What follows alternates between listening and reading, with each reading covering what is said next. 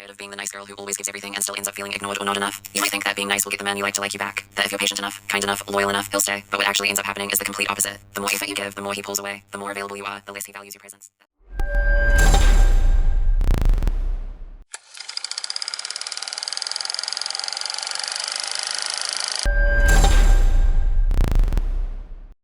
Are you tired of being the nice girl who always gives everything and still ends up feeling ignored or not enough?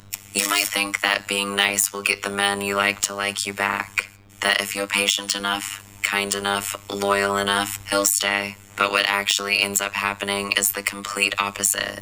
The more effort you give, the more he pulls away. The more available you are, the less he values your presence. That's why today we'll be exploring the book Why Men Love Bitches, because this book has truly changed my mindset on dating and I want it to change yours as well. But before we go any further, I want to clarify what the term bitch actually means in the context of this book. It doesn't mean being rude or cold, it simply means valuing yourself and your time.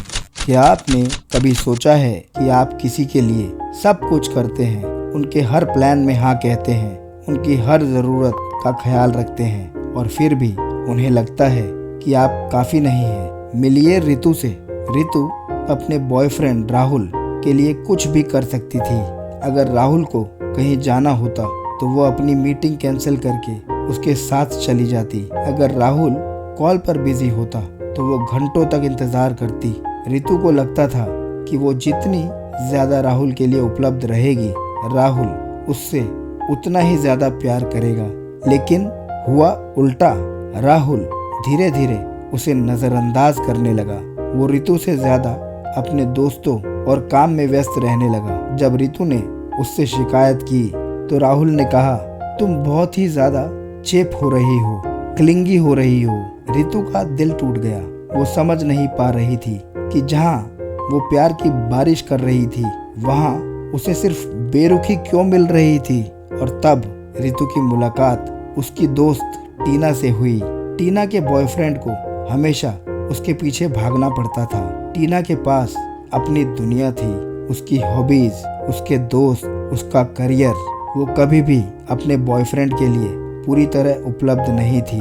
ज़रूरत पड़ने पर वो ना कहती थी और उसे कोई गिल्ट महसूस नहीं होता था और इसी वजह से उसका बॉयफ्रेंड उसकी और भी ज़्यादा इज्जत करता था। वाई मैन लव बिचेस, इसी अजीब से सवाल का जवाब हमें शेरी अर्गव की कंट्रोवर्शियल लेकिन गेम चेंजिंग किताब वाई मैन लव बिचेस में मिलता है। ये किताब हमें सिखाती है कि बिच होने का मतलब बुरा होना नहीं है, इसका मतलब है अपने आत्मसम्मान को सबसे ऊपर रखना।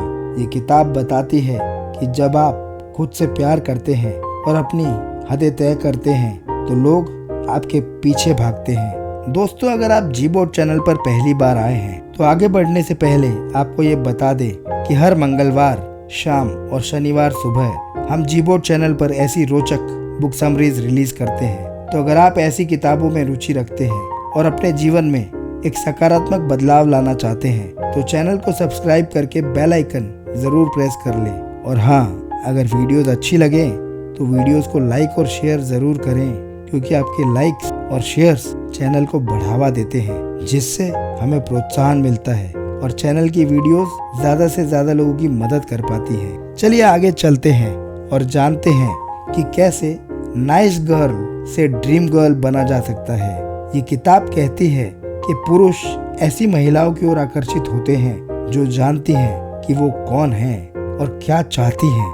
ये महिलाएं आत्मविश्वासी होती हैं, वो अपनी बात कहने से डरती नहीं, स्वतंत्र होती हैं।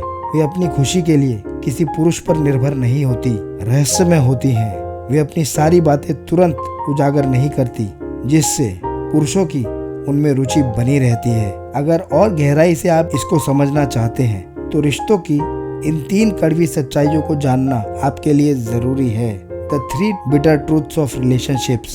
पहली सच्चाई है ना कहने की शक्ति। आप जितनी ज्यादा उपलब्ध रहेंगी, आपकी उतनी ही कम कद्र होगी। पुरुषों का सम्मान जीतने के लिए ना कहना और अपनी सीमाओं को बनाए रखना महत्वपूर्ण है। जब आप हमेशा उपलब्ध रहती हैं तो आप अपनी कीमत घटा लेती हैं। दूसरी सच्चाई है भावनात्मक नियंत्रण। अपनी भावनाओं को पुरुषों पर अत्यधिक निर्भर न होने दें। जब आप अपनी भावनात्मक रूप से स्वतंत्र होती हैं तो आप ज्यादा आकर्षित लगती हैं। अपनी खुशी के लिए किसी दूसरे पर निर्भर ना रहें। तीसरी सच्चाई है, अपने जीवन पर ध्यान दें। अपने जीवन को इतना दिलचस्प बनाएं कि कोई और देखे तो उसमें शामिल होना चाहे। अपने शौक, दोस्तों और करियर पर ध्यान केंद्रित करें। अपना एक पूर्ण जीवन जिएं। ये चीज आपको एक डोरमैट से एक ड्रीम गर्ल बना सकता है। इस किताब का सबसे बड़ा सबक यही है कि बिछौना यानी कि डोरमैट बनने से बचें। जब आप ना कहना सीख जाती हैं, जब आप अपनी सीमाओं की रक्षा करती हैं, तो आप प्यार की भीख नहीं मांगती बल्कि आप उसे कमाती हैं। ये किताब हमें सिखाती है कि पुरुषों को ऐसी महिलाएं पसंद आती हैं जो खुद की कद्र करती हैं। तो क्या आप भी अपनी जिंदगी का कंट्रोल वापस अपने हाथ में लेना चाहती हैं? अगर चाहती हैं तो कमेंट बॉक्स में लिखिए। इस किताब का असली संदेश साफ है। अगर आप चाहती हैं कोई आपको अपना बनाए तो पहले खुद को अपना बनाना सीखो, क्योंकि जो महिला खुद की इज्जत करती है वो सिर्फ पुरुषों की नज़र में ही नहीं बल्कि पूरे समाज की नज़र में ड्रीम गर्ल बन सकती है, एक विनर बन सकती है। इस वीडियो को उस फ्रेंड के साथ शेयर करें जिसे ये देखने की सबसे ज़्यादा ज़रूरत है, और कमेंट्स में हमें बताएं कि क्या आप भी एक डोरमैट से ड्रीम गर्ल बनने के लिए तैयार हैं।